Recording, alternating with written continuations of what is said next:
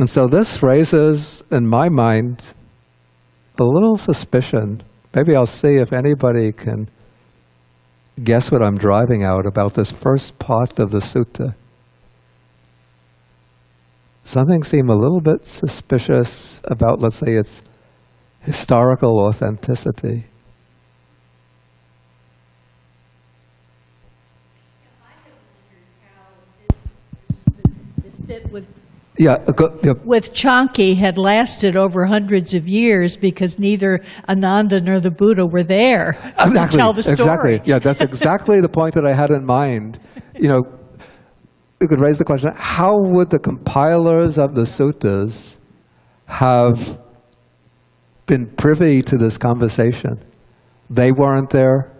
You know, somebody might argue, okay, maybe Moggallana, who has the psychic powers, you know, happened to tune his divine ear in and was listening. And then Moggallana told somebody else, because Moggallana passed away a little before the Buddha, so he wasn't present at the first council when the texts were being recited. And nothing is said about Moggallana listening in. So how was this conversation? You know, we could say, okay, the Buddha was omniscient. He might have been listening in and told it to the monks. But I think the Buddha would have more important things to attend to than to listen to such conversations. So where did the conversation, how did it get into the text? Unless it was mentioned at that time. Wait, take the microphone. Unless it was mentioned by Canki at that time to other people. That Canki would have told others, who would have told the monks. Background? Yeah, I don't know. It seems a little bit that strains my credulity. Excuse me? That's what I can think of. Yeah, but it seems. How I came here today. I mean, I was with my friends, but they can carry forward. It's also, I mean, it's possible that Canki might have related to somebody, something about a discussion that took place. But each of these arguments.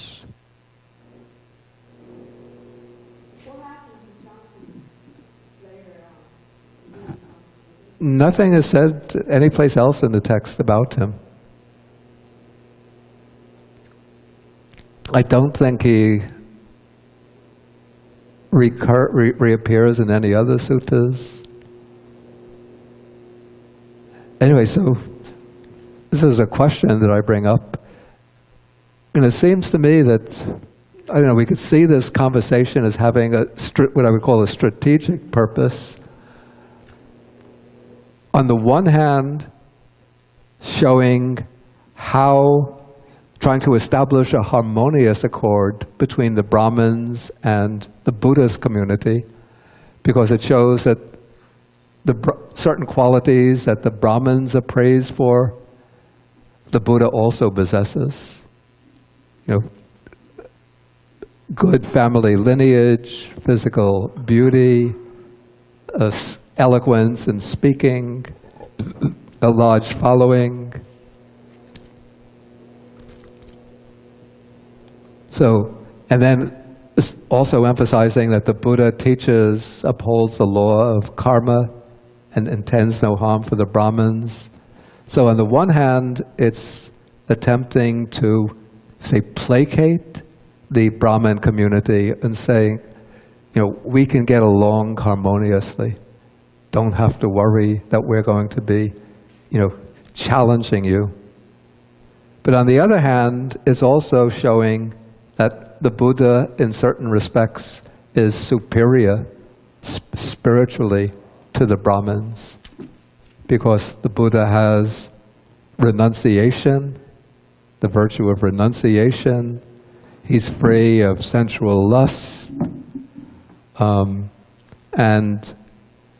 whereas the Brahmin Canki is honored and respected by King Pasenadi and other high-ranking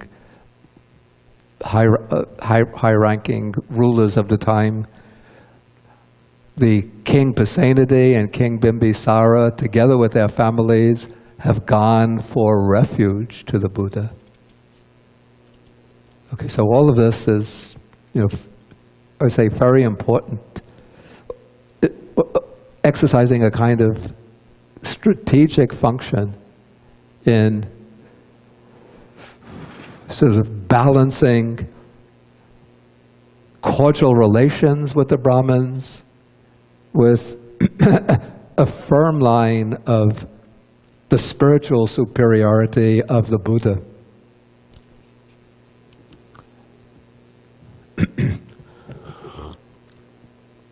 Any questions or comments at this point? Please take the mobile microphone. Okay. Even though exactly someone like Canki may not exist or historically be correct, Yeah. the conversation seems very true at that time. The what? The conversation, Conversation. the discussion seems to represent the truth. Like a lot of Brahmins have complaints against the Buddhists, and Yeah. perhaps one Brahmin such as Canki Yeah. said the right thing. Yeah. Seems yeah, historically, Yeah. conceptually correct. Yeah, that's a good point. Yeah, yeah. Even though this might not be Exactly right. an actual historical conversation, but it can be like an imaginary reconstruction of the type of conversation Yes. that would have taken place. Yes, that's what I feel. Thank Okay, I think Michael in the back. Yeah, take the microphone first. Of course. I notice also that coming up very quickly is setting up the legitimacy of the young upstart Brahmin, and the young whose name I can't pronounce. Yeah, his name is And, after you Kapatika. Kapatika, and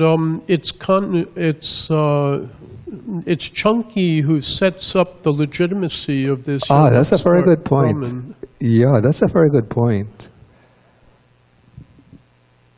In fact, that seems to be the only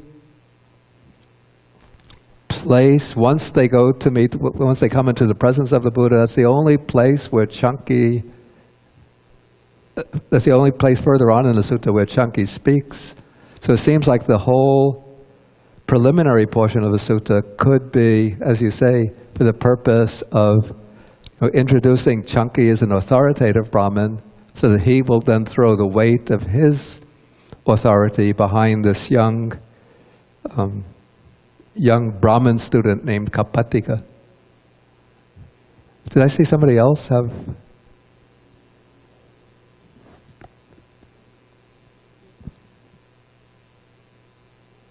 Okay, so let us go continue then into the rest of the sutta.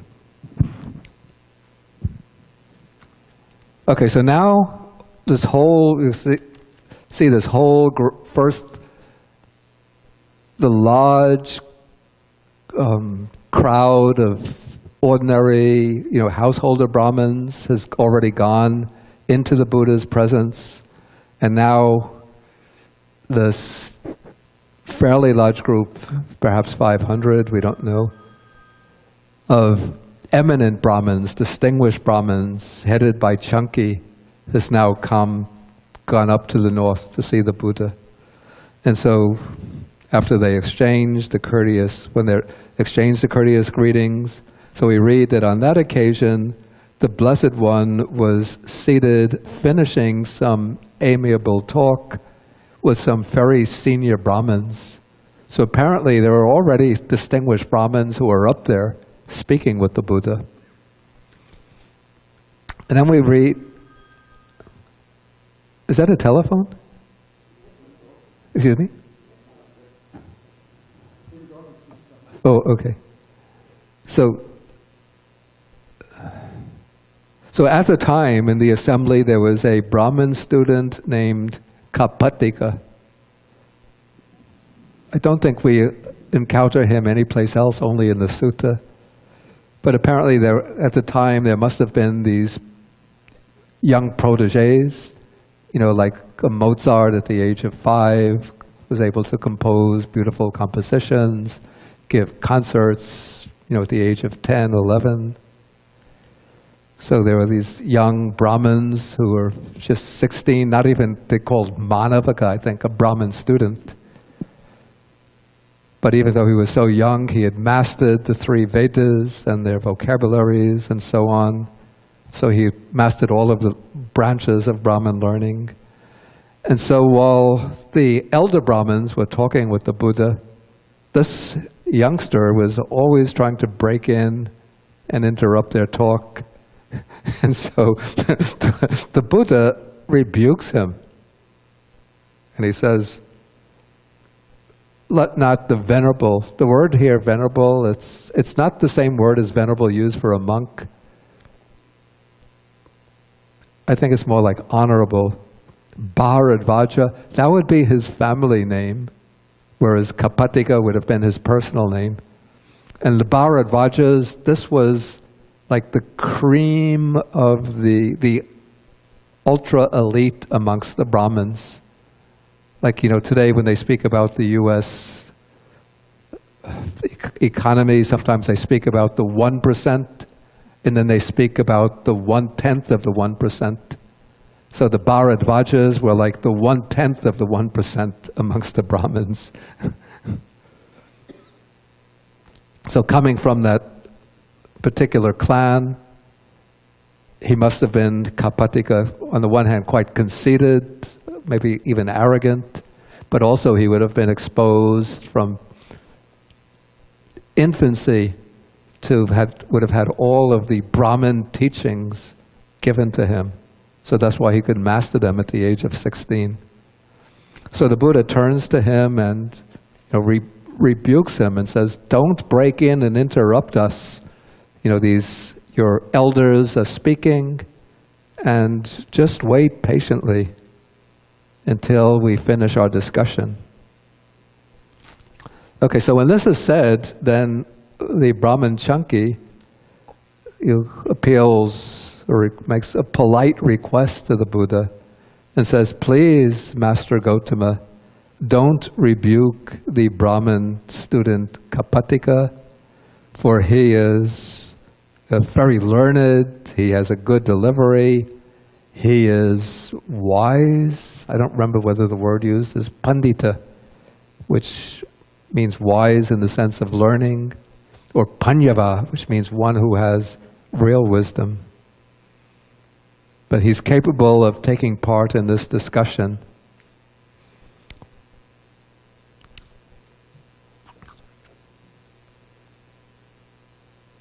Okay, it seems that the Buddha accepts this suggestion from Canki, and now the Brahmin student Kapatika thinks that he wants to catch the eye of the Buddha in order to ask him a question. You know, since perhaps the Buddha is looking at the senior Brahmins, and maybe deliberately avoiding the eye of Kapatika because he knows that this youngster is a bit of a nuisance. But Kapatika, again, how do we know that Kapatika had this thought?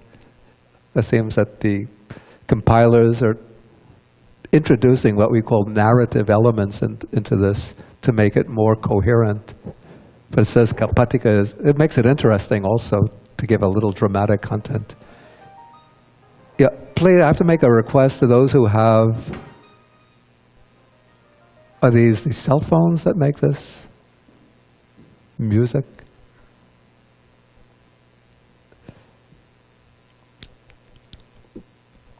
Okay, so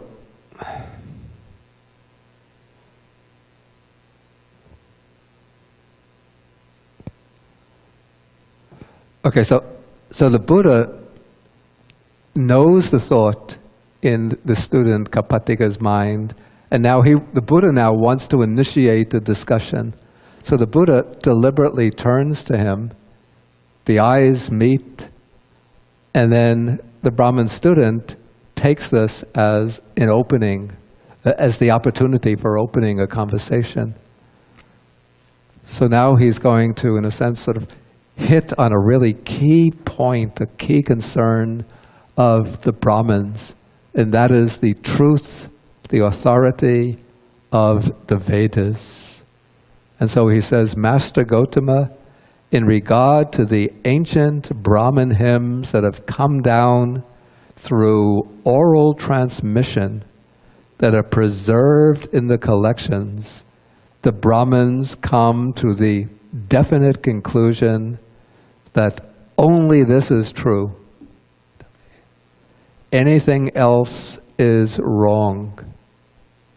So by the ancient Brahmin hymns, he's referring to the hymns of the Vedas, particularly probably with special emphasis on the Rig Veda, which is the oldest and the most sacred of the Vedas. So what does Master Gotama say about this? Okay, now the Buddha here has to be tactful.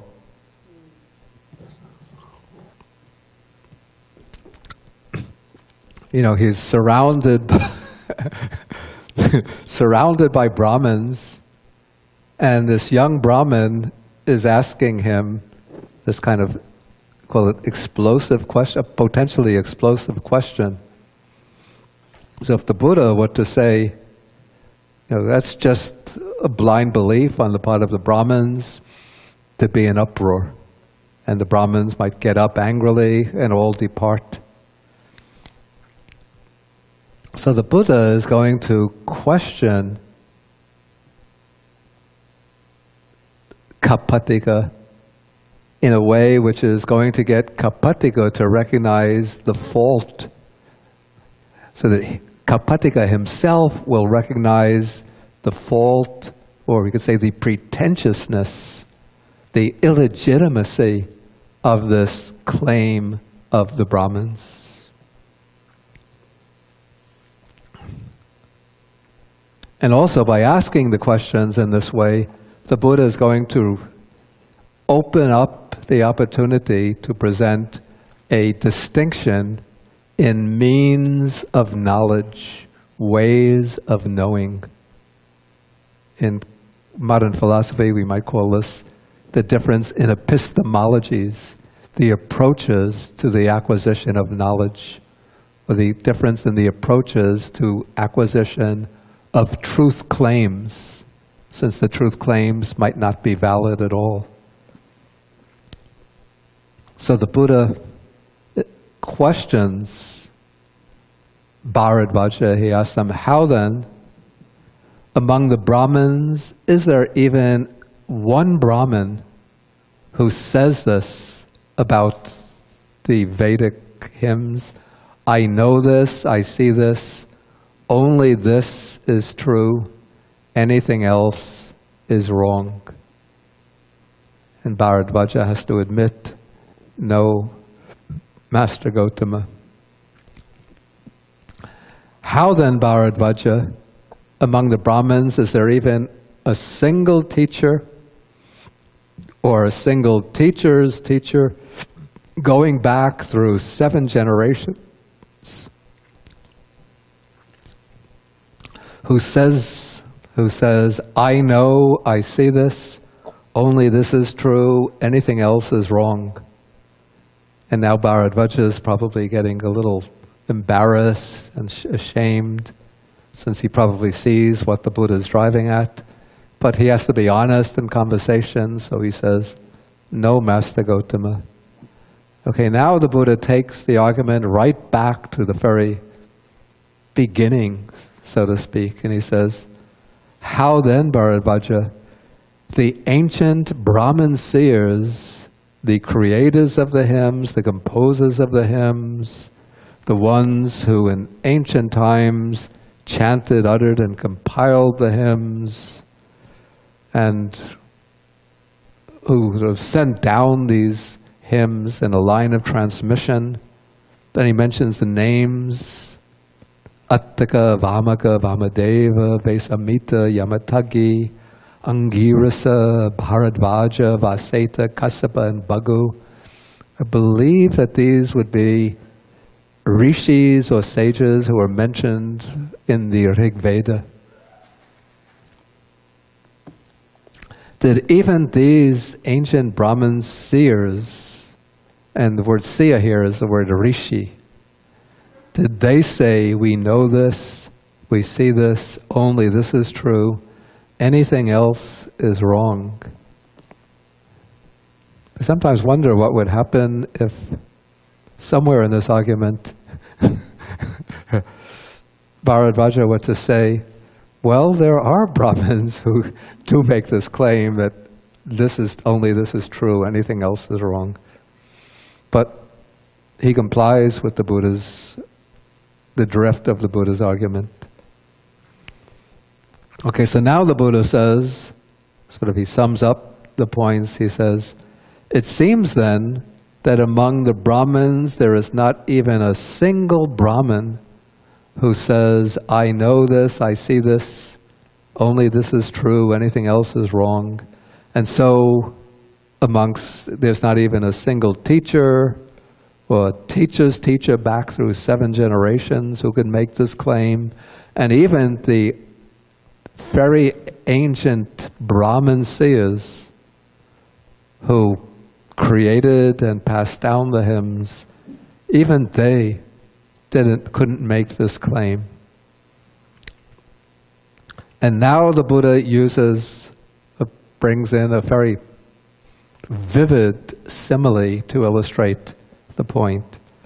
He says, suppose there were a file of blind men, each in touch with the next. So they're holding on. Each one is holding the hand of the one in front. And so the first one does not see, the middle one does not see, the last one does not see. And so too, in regard to their statements, the Brahmins seem to be like a file of blind men. The first one does not see, the middle one does not see, and the last one does not see. So, and now the Buddha draws out the conclusion. He says, since this is the case, doesn't the faith of the Brahmins turn out to be groundless? Oh, it's a very powerful point, since the Brahmins are in a sense staking everything on the belief, the faith that the words of the Vedas are infallible, revelations of truth. In fact, my understanding was that, or at least that this is the mainstream Hindu belief, is that the Vedas were not actually composed by human beings, or that they are not human creations, human compositions, but rather the ancient rishis were supposed to have received a kind of divine inspiration, that the truth of the Vedas were breathed into the depths of their minds, and then through the force of the divine inspiration, they composed the Vedas.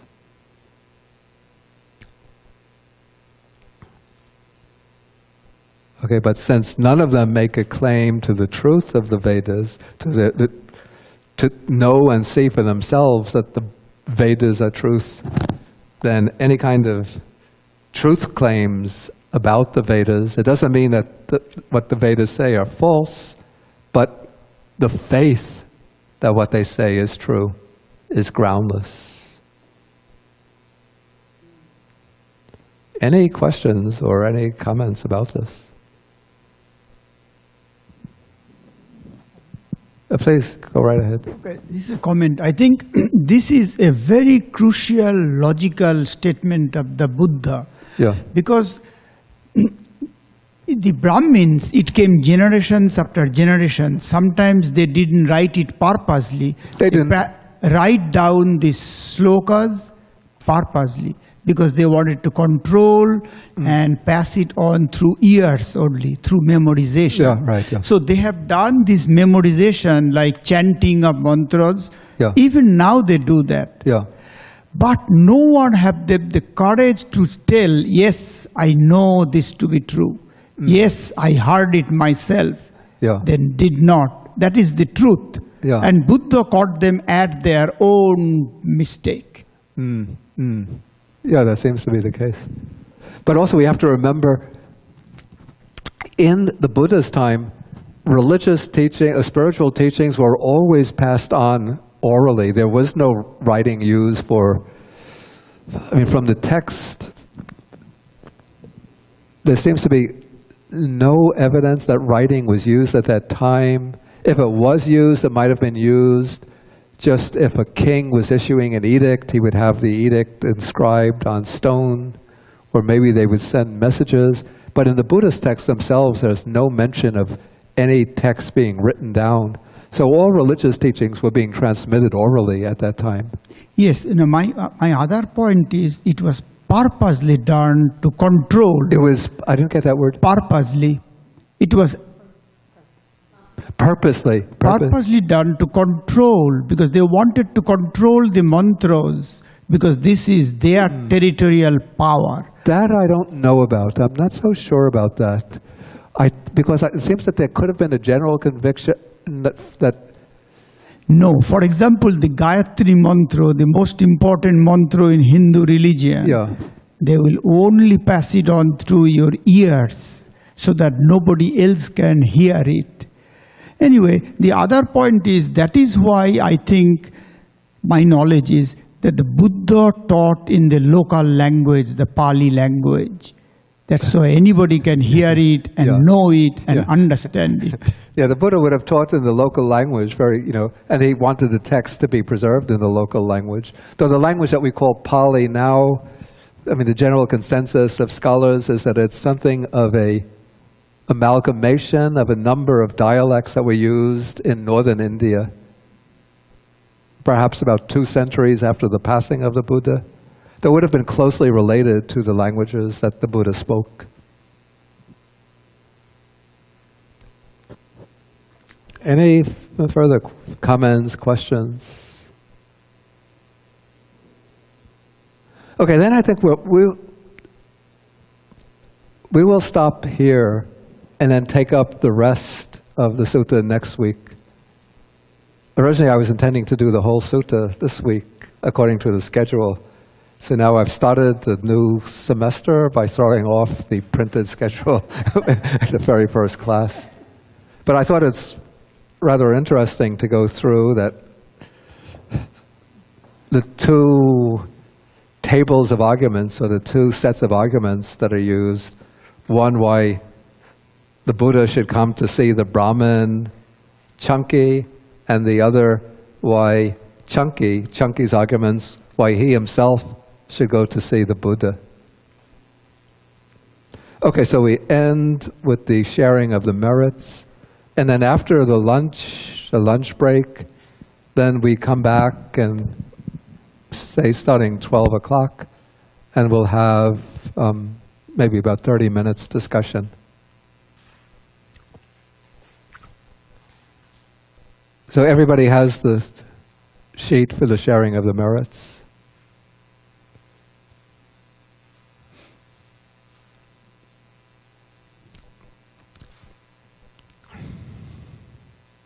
Okay, so we're sharing the merits with the Dhamma protecting devas, the nagas or dragon spirits, the bhutas, the fair spirits, and with all beings, requesting them to protect the Buddha Sasana, to protect the exposition of the teaching, to protect the world, and to, by rejoicing, to achieve all of their good purposes.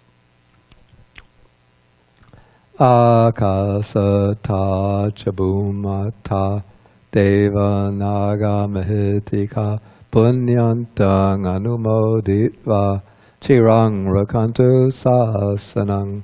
Akasata chabumata deva naga mahitika punyantang anumoditva chirang rakantu desanang. Akasata chabumata deva naga mahitika punyantang anumoditva chirang rakantu mang parang. Etavatacham hehi sampadang punya sampadang sabbe devanumodantu sabba sampati siddhya. Etavatacham hehi sampadang punya sampadang sabbe bhutanumodantu sabba sampati siddhya. etavatacham hehi sampadang punya sampadang sabbe satanu modantu sabba sampati siddhya bhavagupadaya avichihetato etantare satakayupapanna rupiya rupicha asanya sanino dukkha pamochantu pusantu nibuting.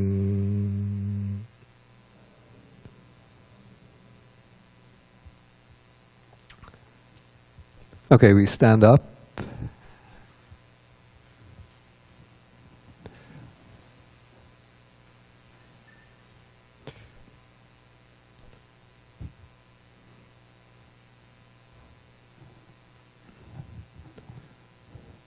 And we end with 3 short bows to the Buddha.